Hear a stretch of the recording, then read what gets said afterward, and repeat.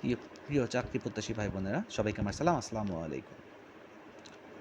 অঙ্কের স্থান বিনিময় সম্পর্কিত গাণিতিক সমস্যা প্রায়ই চাকরি পরীক্ষাতে এসে থাকে। সেই বেসিক আমরা আজকে আপনাদের বুঝাবো, যেগুলো আমরা অপশন দেখে এই জন্য অঙ্কের স্থান বিনিময় অঙ্কগুলো আমরা সহজেই সমাধান করতে পারি। অনেকে রাশি বড় দেখে অনেকে হয়তো আমরা অনেকেই সমাধান করতে ভয় পাই।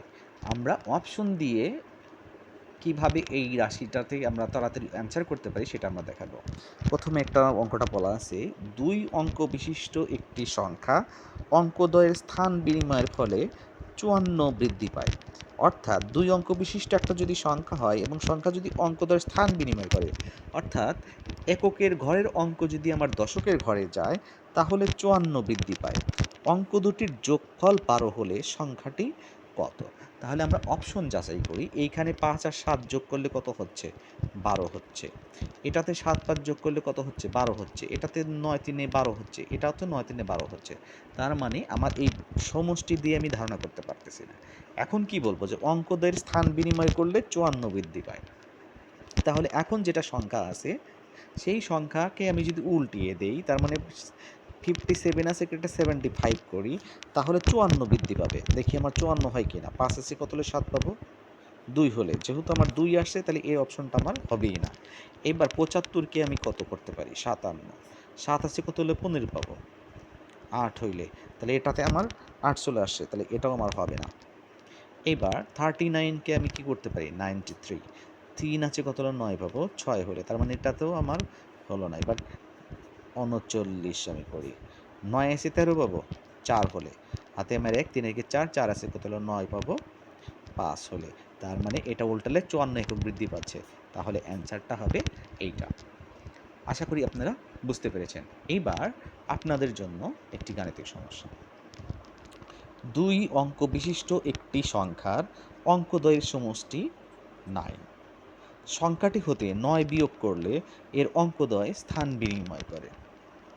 তাহলে আমরা দেখলাম যে এদের সংখ্যার অঙ্কদের সমষ্টি 9 হয় কিনা। কোন দুটি সংখ্যার অঙ্কদের সমষ্টি 9 হয় আমরা সেটা দেখি।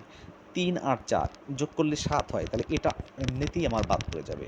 6 আর 7 13 হয়, তাহলে এটাও আমার বাদ চলে যাবে। 5 আর 4 9 হয়, সুতরাং এটা মিলতেছে। 3 আর 2 5 হয়, তাহলে এটাও আমার কাটা পড়ে যাবে।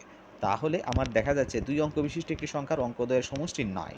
তাহলে এই সূত্র অনুসারে আমার আরও অন্য দূর এখানেও লাগতেছে না, সরাসরি আমার অঙ্ক এখানেই শেষ হয়ে যাচ্ছে। ধন্যবাদ। প্রিয় শিক্ষার্থী ভাই বোনেরা, সবাইকে আমার সালাম। আসসালামু আলাইকুম। অঙ্কের স্থান বিনিময়ের আরও একটি গাণিতিক সমস্যা সমাধানের আপনাদেরকে স্বাগতম। আমরা গাণিতিক সমস্যাটা করি। 2 অঙ্ক বিশিষ্ট একটি সংখ্যার এককের অঙ্ক দশকের অঙ্ক অপেক্ষা 3 বেশি। তাহলে আমরা জানি যে এককের অঙ্ক দশকের অঙ্ক অপেক্ষা 3 বেশি হবে এবং সংখ্যাটি এর অঙ্কদ্বয়ের সমষ্টির 3 গুণ অপেক্ষা 4 বেশি।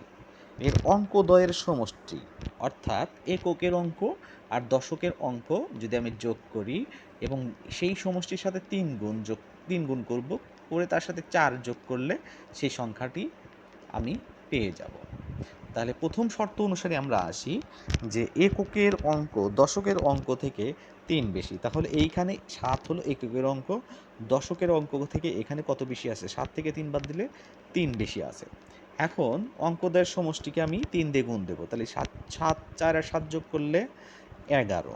এই 11কে যদি আমি 3 দিয়ে গুণ দিই, 3 11 33, তার সাথে আমি কত যোগ করব? 4।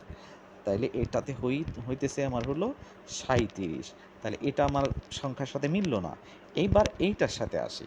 তাহলে এটা তো আমার এককের অঙ্ক থেকে দশকের অঙ্ক থেকে এখানে 3 বেশি আছে।